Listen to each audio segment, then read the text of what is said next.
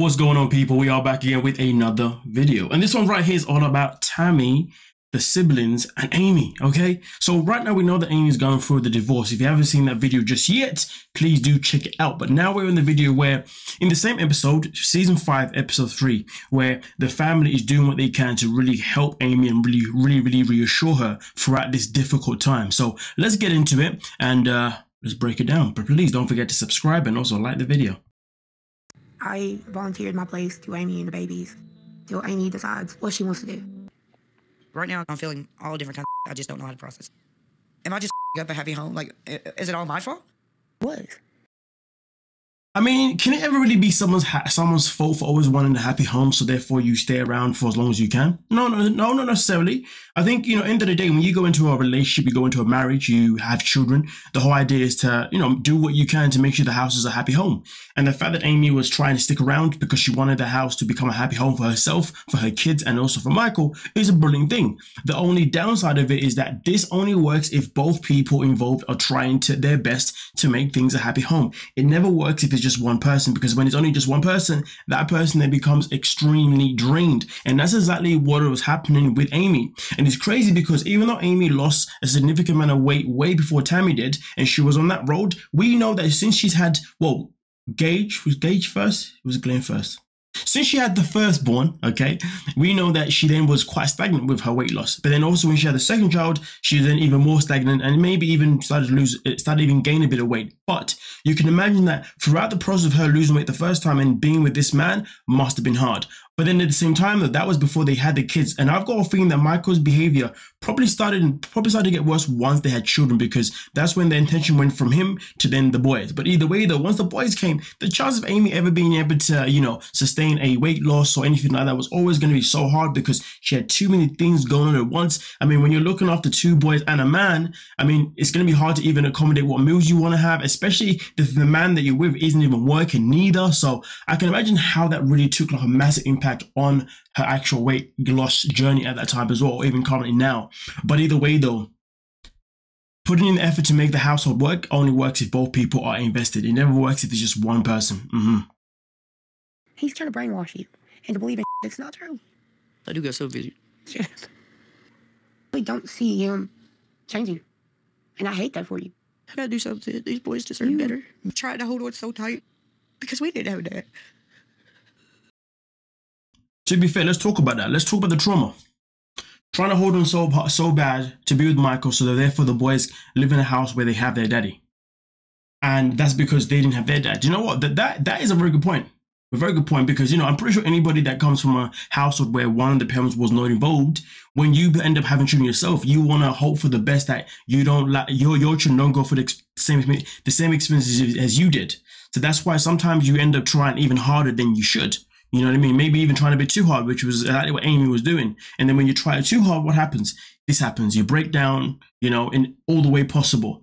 And that's not something that we ever want to inflict on ourselves. But most importantly, it's not something that we ever want our children to even witness themselves. You know what I mean? So it is a headache, most certainly a headache that, Amy has tried so hard because she doesn't want to replicate the child that she had. But sadly, it's come to that. And that's why you've got to just pick up and move on. I don't think I'm strong enough to do it. You're not doing this on your own. Bitch, wait, Ma. I'm right here by your side. Mama and Dad, but hell, I've been doing this since the day they were born. I'll be the baby daddy. I'll be the baby daddy. I'll be daddy. I mean, listen, let's be real, man. Tammy's got a better chance of being a better father to these boys than Michael ever was, you know what I mean? But it's sad though, because obviously Michael's presence is something that the boys will always miss, generally speaking, because they're used to him being around the house. But of course, it's not like they've broken up to the extent where Michael can't see the kids anyway. He does see the kids now, currently. And according to Amy, when he sees the kids, he ain't really doing much with them, which comes to no surprise. For a long time, Amy supported me. Now that I'm home and able to, take care of myself, for the most part, I get to support her. I'm ready to walk away, to be honest with you. Told him over and over and over again, if you don't change, I'm going to leave. I just want a divorce. And it's crazy because I spoke about this in the previous video about how clearly this whole scene that's happened here with them isn't something that's just happened overnight. It's something that's been happening for God knows how long. The question is, did it start way back, or did it start once the boys were here? You know, you never really know for sure, but I know that a lot of marriages go downhill after children are born, you know, because of just how people can have different parenting skills. It can come down to maybe the man feels more neglected, or maybe the woman is just too drained for whatever reason it could be. I know children can cause certain problems, you know what I mean? But it is so sad. But you know what though? What makes me wonder, if this problem happened before the kids, I do wonder if Amy and Michael ended up having a child because they thought maybe it would make their relationship stronger. There is that possibility, but then at the same time though, Amy always made it abundantly clear over the years that she wanted kids. She was always adamant, she always wanted kids. And I guess we never really heard from Michael whether he wanted kids himself. And I think for him not really necessarily having a voice at the time, or at least coming across as if he didn't have a voice on the matter, maybe they did end up having kids. And once the boys were here, Amy just didn't care about him anymore.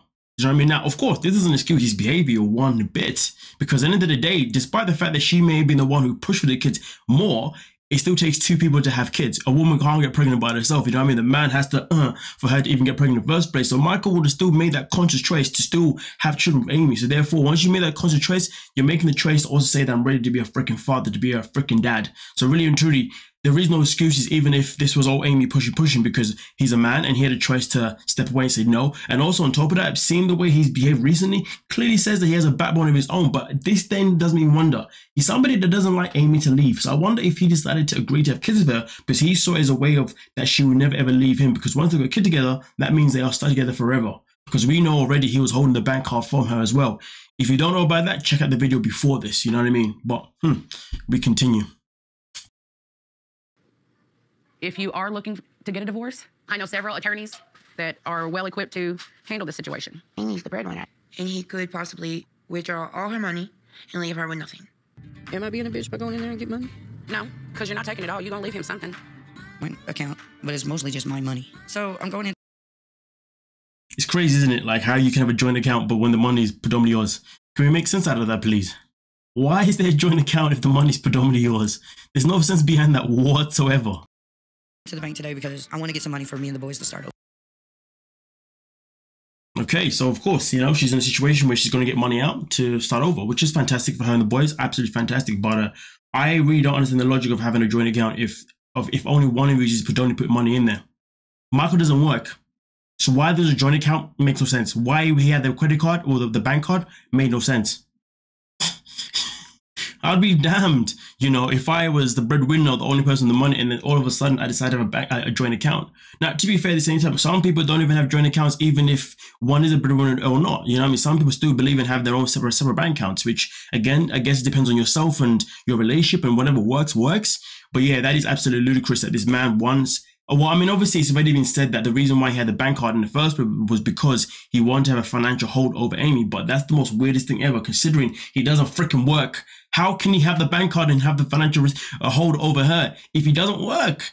It doesn't make any sense. But to be fair, the more and more I think about it, because Amy pushed for the kids more than he did, I do wonder if he generally had kids with Amy purely because he expected them to never leave his side, because it's already been revealed that this man never allowed her to leave the house without him. She couldn't even see her family without him. And even if she did leave without him, he would have to at least keep one of the boys with him. Why would he want to keep one of the boys with him? Not because he wants to care about them. He would keep one of them with him, so therefore it guarantees her to always come back home to him. Now that makes a lot of sense, because he was barely a father to them. So him wanting to have one child with him at all times makes a lot of sense, because he complained literally in the last video that I made about how he never wanted to be left home with both boys because, you know, it was too hard for him or something like that. Didn't want to be a father. What? So you can't have both, but you can have one. That make sense? Yeah, this guy fully had a child with Amy because he had hopes that he was going to keep around. And therefore, whenever she went out, he always made sure she had one. It has as if like the child was like a token. It was like a hostage, like a guarantee that you come back home and you're not going to run away. You're not going to do the good old, I'm going out for a milk trick and then never come back. Nonetheless, though, let me know what you're thinking down below, and we can talk about it. Don't forget to like, subscribe, and of course, peace.